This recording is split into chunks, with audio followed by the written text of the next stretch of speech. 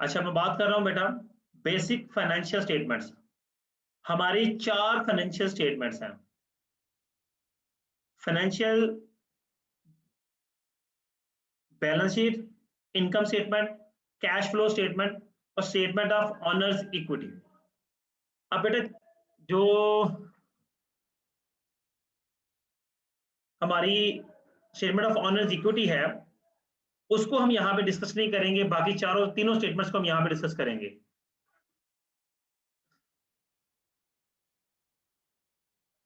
जी, आपके सामने तीनों स्टेटमेंट्स के नाम डिस्प्ले है। बैलेंस शीट है, इनकम स्टेटमेंट है और स्टेटमेंट ऑफ कैश फ्लो है। 3 प्राइमरी फाइनेंशियल स्टेटमेंट्स। हम इन स्टेटमेंट्स को एक्सप्लेन करने के लिए किसी न किसी कॉर्पोरेशन को डिस्क्राइब करेंगे। कॉर्पोरेशन बेसिकली ऐसे कारोबार कहते हैं जो कि एक बड़े पैमाने पे, वसी पैमाने पे काम करता है। जिसका डिस्क्राइब जो फाइनेंशियल बैलेंस शीट है हमारी अगर हम नाम की बात करें तो बैलेंस शीट है ऐसी शीट जिसको प्रॉपरली बैलेंस किया जाए। अब यहाँ पे बेसिकली होता क्या है कि हम एसेट्स को बैलेंस करते हैं लायबिलिटीज और ऑनर्स इक्विटी में। आगे इसको फर्दर डिटेल में देखेंगे। अगर बैलेंस शीट देखें किस काम आती है तो describe where the enterprise stands at a specific date. किसी खास डेट पर आपकी ऑर्गेनाइजेशन, एंटरप्राइज, आपकी कॉर्पोरेशन कहाँ पे स्टैंड कर रही है। अब ये स्टैंड करने से मुराद क्या है कि आप किस जगह पे फॉल कर रहे हैं, आप कितना कारोबार कर रहे हैं, आपने के पास एसेट्स कितने हैं, आपकी लायबिलिटीज कितनी है, आपकी इक्विटी कितनी है। ये सारी चीजें वेरीफाई करना, चेक करना। अगर हम आगे प्रोसीड करते हैं तो हमारे पास इनकम स्टेटमेंट है। Income statement depicts the revenue expenses for the designated period of time. एक पर्टिकुलर पीरियड ऑफ टाइम के लिए, 1 महीना, 2 महीने, 3 महीने, 6 महीने या 1 साल के अंदर अंदर हम रेवेन्यू एक्सपेंसेस को कंपेयर करते हैं। कंपेयर या कंपैरिजन करने का मकसद ये होता है कि हमने उस साल का या उस पर्टिकुलर पीरियड का, उस टाइम का प्रॉफिट कैलकुलेट करना होता है। Revenue result in positive cash flow. Revenue हमारे लिए पॉजिटिव कैश फ्लो के तौर पर होता है। मतलब ये है कि कैश इनफ्लो होता है। रेवेन्यू के बदले में हमें कैश आता है। सिंपल आसान अल्फाज में कहें, हम कोई चीज अगर बेचते हैं तो वो चीज बेचने पर हमें बदले में कैश मिलता है। हम किसी को सर्विस देते हैं, कोई पढ़ा रहा है, कोई वकील है, वो अपनी सर्विसेज दे रहा है, कोई डॉक्टर है, वो चेकअप कर रहा है, तो बदले में वो अपनी फीस ले रहा है, तो वो उसके लिए कैश इनफ्लो है। तो वो कैश इनफ्लो को हम पॉजिटिव कैश फ्लो कहते हैं। इसके बाद से अपोजिट साइड पे आप बेटा देखें, जो राइट साइड पे रेड कलर में शो हो रहा है, ये रेड इसलिए दिखाया गया, जो ब्लू और ग्रीन कलर होता है ये सुकून की निशानी होती है। तो जो जब पैसे आ रहे हो तो वो सुकून होता है, ठीक है। लेकिन जब पैसे जा रहे हो तो वो थोड़ी सी परेशानी के बायस बन सकते हैं, ठीक है। वैसे भी बंदे अक्सर लोग कहा करते हैं कि यार पैसे देना मसला, ये पैसे लेना तो सुकून वाली गल है। Expensive result in negative cash flow. Expenses में हम कैश फ्लो नेगेटिव होता है। और नीचे देखें बड़ी अच्छी स्टेटमेंट लिखी है, either in the past, either in the present, either in the future. Future की बात हो, पास्ट की बात हो या प्रेजेंट की बात हो, तीनों सूरतों में आप उसी जगह फॉल करेंगे। कैश इनफ्लो पॉजिटिव होता है, कैश आउटफ्लो नेगेटिव होता है। दूसरी इनकम स्टेटमेंट हमें क्या फायदा देती है कि हमें नेट इनकम मिलती है या लॉस मिलता है। अल्टीमेटली अगर रेवेन्यू ज्यादा होगा और एक्सपेंसेस कम होंगे तो हमें इनकम मिलेगी। रेवेन्यू कम होगा, इनकम एक्सपेंसेस ज्यादा होंगे तो हमारा लॉस हो जाएगा। यहाँ पे लिखा हुआ है is simply the difference between revenue and expenses. अब आते हैं बेटा अपनी अगली तीसरी स्टेटमेंट के ऊपर। Depicts the ways cash has change during a designated period of time.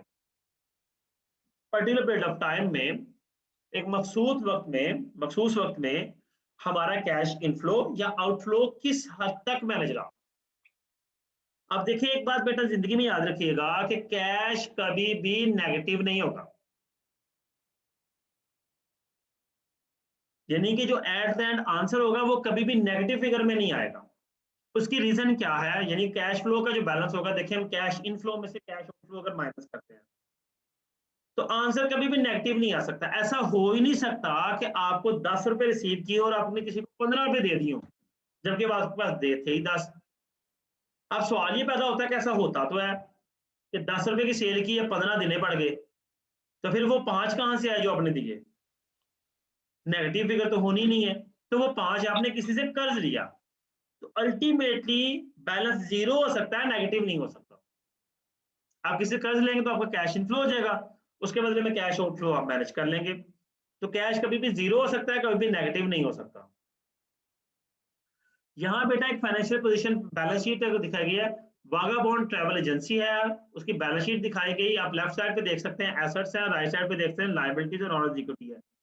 बेटा मैंने पढ़ाया था कि एसेट्स दो तरह के होते हैं, एक करंट एसेट्स होते हैं, दूसरे फिक्स एसेट्स होते हैं।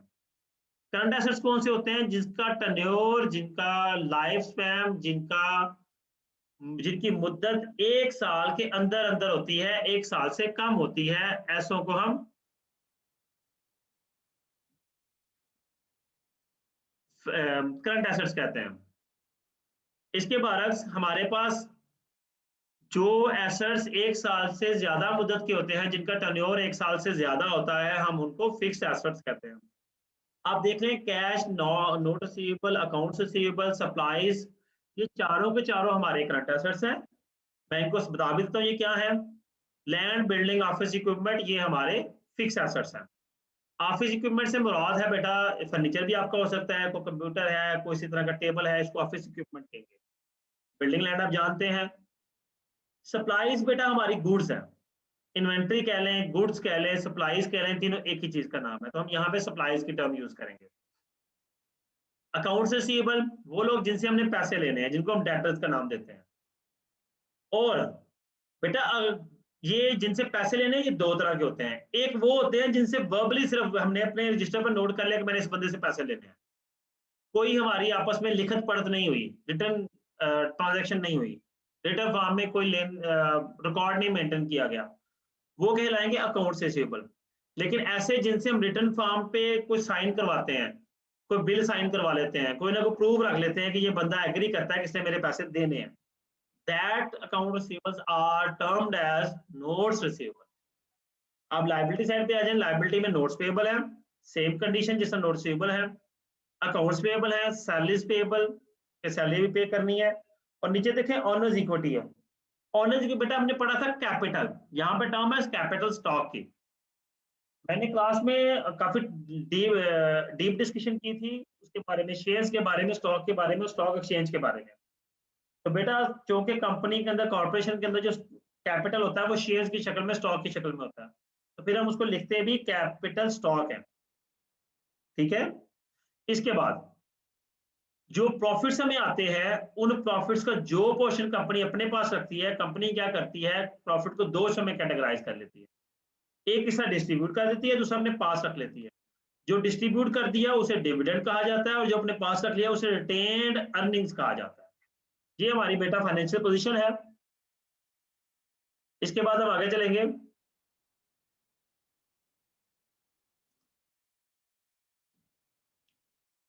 एक बिजनेस एंटिटी का कॉन्सेप्ट क्या है? बेटा बिजनेस एंटिटी अपनी साख खुद रखते हैं। A business entity is separate from personal affairs of the owner. मालिक के पर्सनल अफेयर्स का बिजनेस एंटिटी से ताल्लुक नहीं होता। जो बंदा ऐसा ताल्लुक रखता है वो बिजनेस को प्रॉपरली रन नहीं कर पाता। अगर मालिक ने बिजनेस से कोई भी चीज लेकर जानी है, बिजनेस की कोई भी चीज इस्तेमाल करनी है, तो उसने वो मेंशन करना है कि these are the personal activities done by the owner from the business, and these activities are termed as drawings. मालिक कैश ले जाए, कोई सामान ले जाए, कोई बिजनेस की गाड़ी इस्तेमाल कर ले तो उसका खर्चा, all these are termed as drawings. Drawings क्या होती हैं? कैश और goods taken by the owner from the business for his personal use. Cash या गुड्स या सप्लाईज या इन्वेंट्री मालिक बिजनेस से ले जाए अपने पर्सनल यूज के लिए, हम उसको ड्राइंग्स का नाम देते हैं। और फिर मालिक की बिजनेस के साथ अटैचमेंट होती है, लेकिन बिजनेस मालिक के सर पे नहीं चलता। हाँ, छोटे बिजनेस जो होते हैं, जो उसको हम सोल ट्रेडरशिप कहते हैं, जो वहज मिल्कियती कारोबार है, वो मालिक है तो बिजनेस है, मालिक नहीं है तो बिजनेस खत्म हो जाता है। लेकिन कॉर्पोरेशन की सूरत में ऐसा नहीं होता। हमने बात शुरू में ये की थी कि हमने कॉर्पोरेशन को डिस्कस करना है। बेटा कॉर्पोरेशन को चलाने वाले और लोग हैं, पैसा लगाने वाले और लोग हैं, और जब पैसा लगाने वाले और हैं बेशक वो मालिक है, उनका कोई अफेयर नहीं है कारोबार के साथ। जी, अब बात करेंगे assets. Assets are economics so that are owned by the business and are expected to be benefit future operations. की डेफिनेशन बड़ी अच्छी मैंने आपको लिखवाई थी, अब वही याद कर ले, इसको कर ले, इट्स अप टू यू। जी,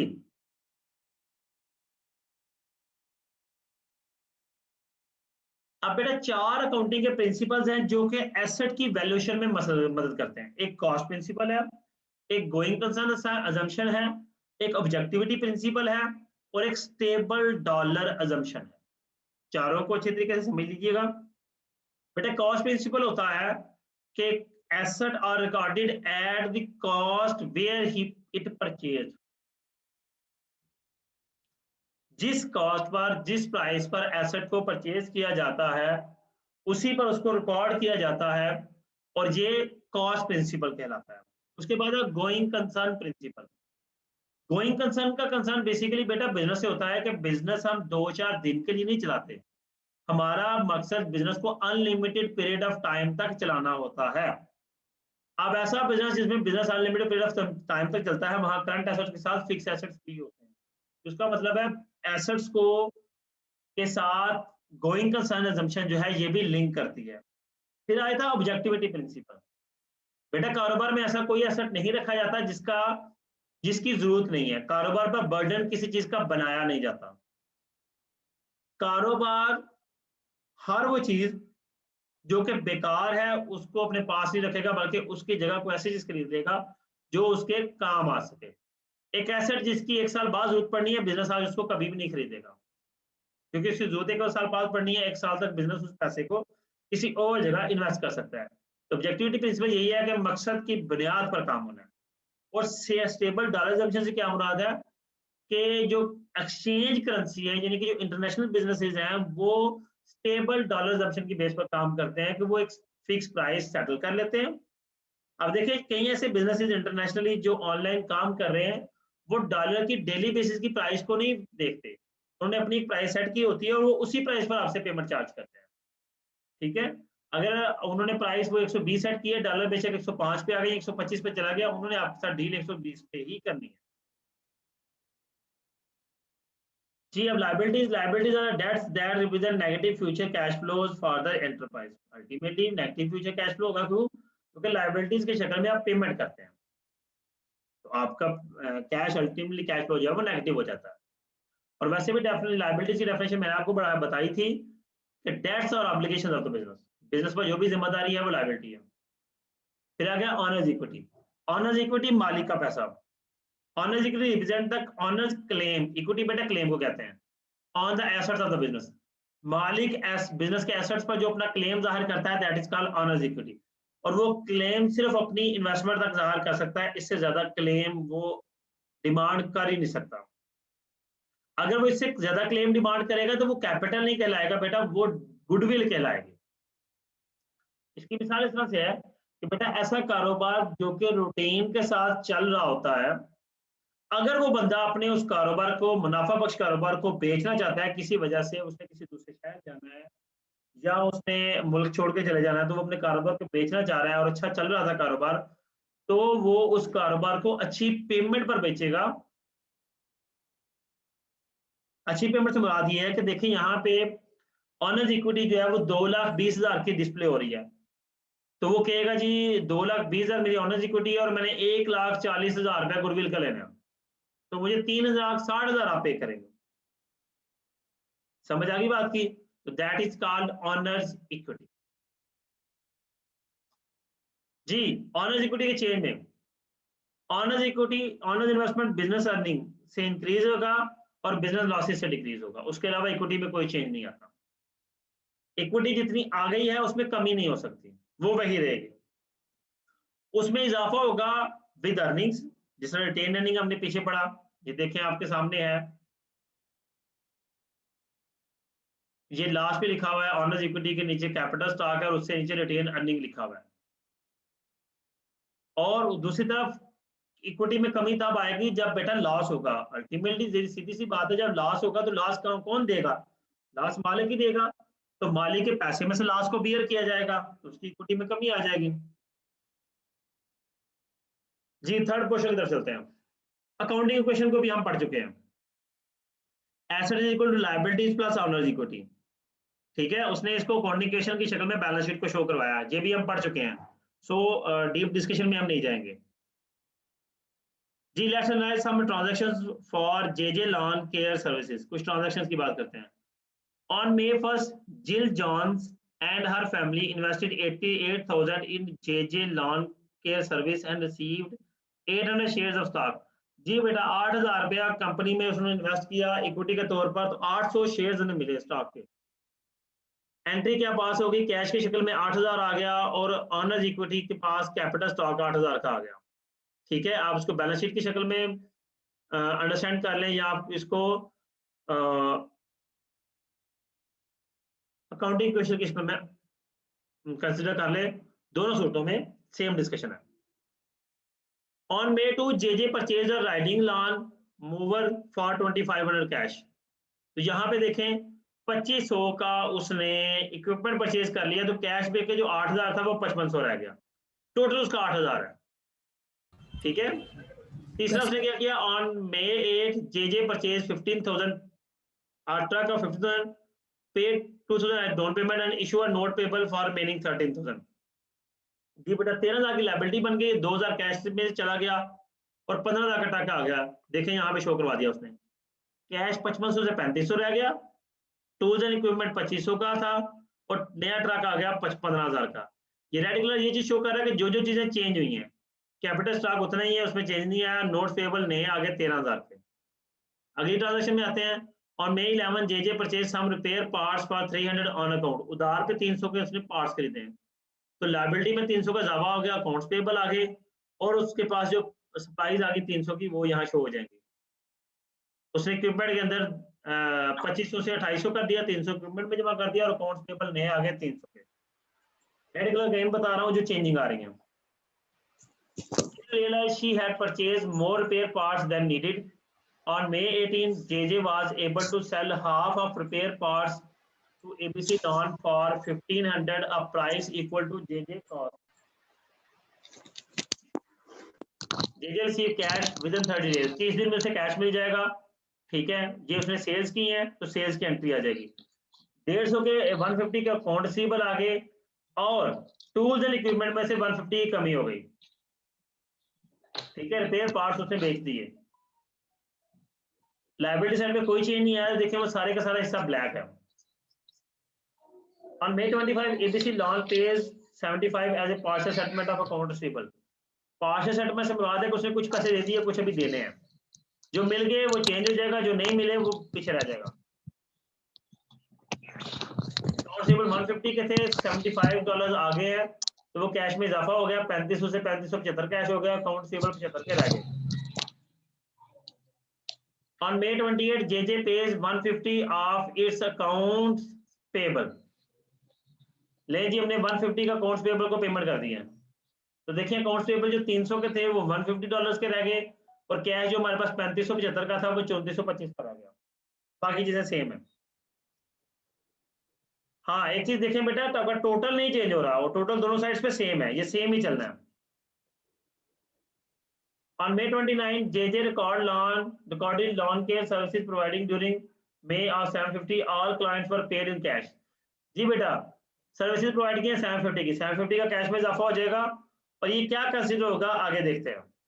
देखें जी किस किस में एक हुआ, कैश में इजाफा होगा और आपकी अर्निंग में इजाफा हो गया, 750 की आपकी बेटा अर्निंग आ गई। और हमने यही पढ़ा था कि ये कैपिटल में ऐड होता है, हमने अकाउंटिंग क्वेश्चन में ये चीज सीख ली हुई है।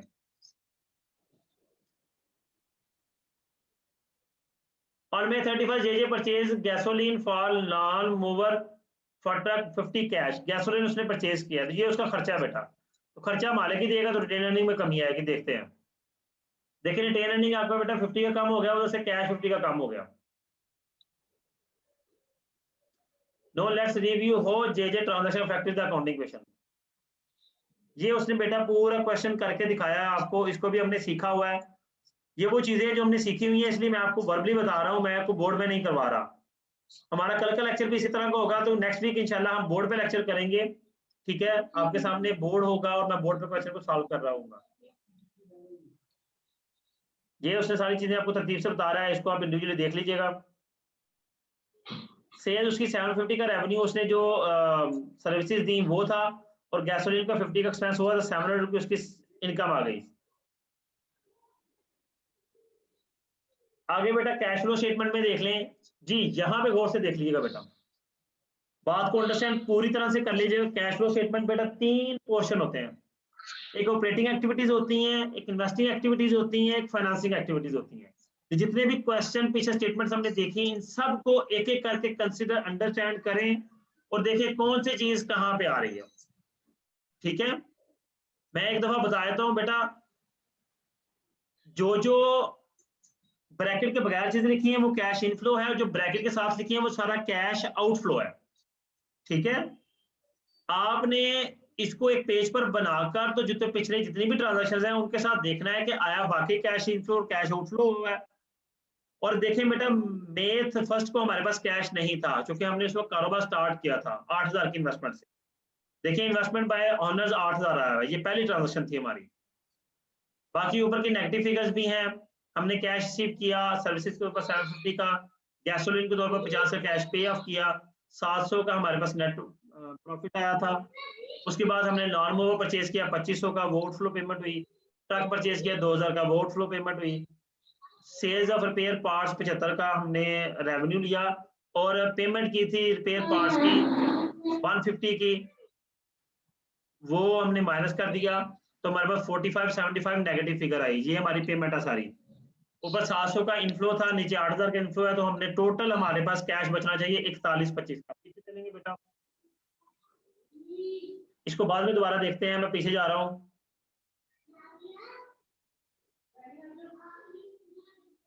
जी बेटा, यहाँ पे रेड कलर में आपको कैश नजर आ रहा है 4125 का। ये कैश बेसिकली हमने यहाँ पे तो साथ साथ सॉल्व किया था, लेकिन ये कैश आपको वहां से आया है कैश फ्लो स्टेटमेंट से। अब वापिस आते हैं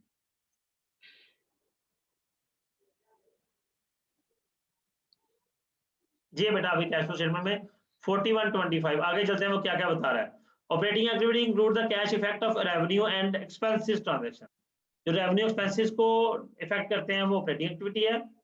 जो एसेट्स को इफेक्ट करते हैं उसके परचेज और सेलिंग पर, वो इन्वेस्टिंग एक्टिविटी होती है। और जिसका ताल्लुक ऑनर्स की से होता है वो आपकी फाइनेंसिंग एक्टिविटी है। आपका लोन भी बेटा यही आते हैं, लिखा हुआ है financing activity include cash effect of transaction with honours and creditors, और एट द एंड आपका टोटल कैश आ जाता है।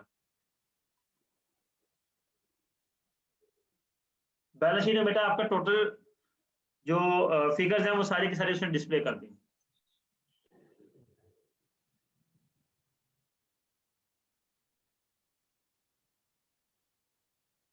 जी बेटा, बैलेंस शीट जो है आपकी, उसके अंदर आपको कैश फ्लो स्टेटमेंट से मिलता है, रिटेन अर्निंग जो है या नेट इनकम जो है वो आपको इनकम स्टेटमेंट से मिलती है, तो आपकी बैलेंस शीट कंप्लीट होती है।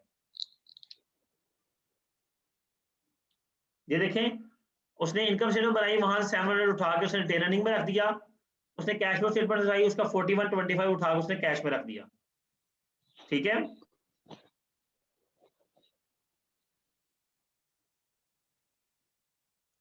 आगे वो कहते हैं कि फाइनेंशियल स्टेटमेंट सिर्फ एक सोर्स है फाइनेंशियल इंफॉर्मेशन को कलेक्ट करने का, बस, और इसका कोई काम नहीं है।